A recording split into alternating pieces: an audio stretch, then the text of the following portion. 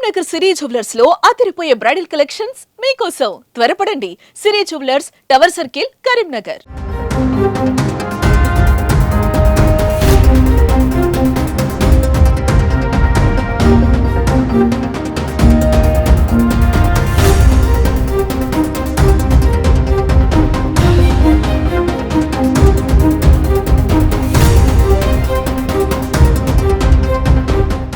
నమస్తే, welcome to Suman TV Karimnagar. నేను మీ అనిల్.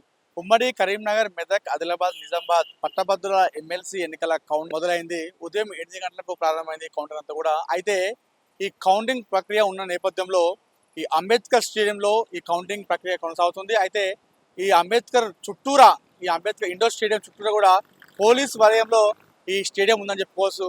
మొత్తం ఎక్కడ చూసినా కూడా పోలీస్ భద్రత నడమ ఈ కౌంటింగ్ అనేది కొనసాగుతుంది.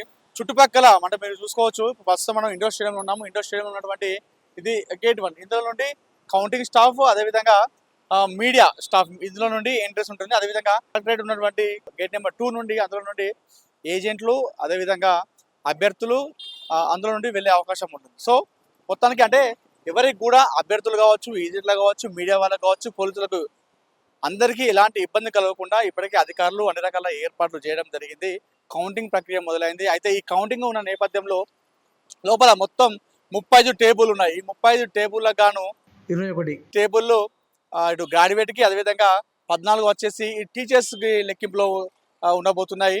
ఈ టీచర్స్ ఏదైతే ఈ గ్రాడ్యుయేట్ ఓట్ల లెక్కింపు ఉందో 12 రౌండ్లలో ఈ ఫలితాలన్నీ రాబోతున్నాయి.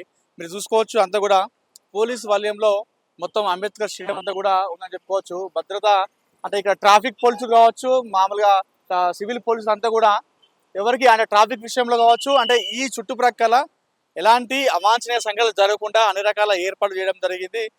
మొత్తానికైతే కౌంటింగ్ అనేది మొదలైంది, ప్రాసెస్ మొదలైంది.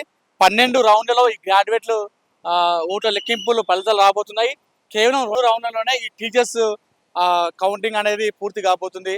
అది ఎవరు గెలుస్తారు అనేది మాత్రం తెలియాలంటే మనకు ఈ రోజు అంటే రేపు, ఎందుకంటే మొదటి ప్రాధాన్యత ఓటుతో గెలిస్తే, ఒకవేళ ఎవరైనా విజేతగా నిలిస్తే ఈ రోజు లేదంటే రేపు మధ్యాహ్నం వరకు కంప్లీట్ అయిపోతుంది. ఒకవేళ ఫస్ట్ ప్రయారిటీలో రిజల్ట్ కనుక రాకపోతే ఈ కౌంటింగ్ ప్రక్రియ అనేది 2 లేదా 3 రోజులు కొనసాగే అవకాశం ఉంది. సో అందుకోసమే ముందస్తుగా ఈ ఇండోర్ స్టేడియంని 3 రోజుల పాటుగా మూసివేయడం జరిగింది.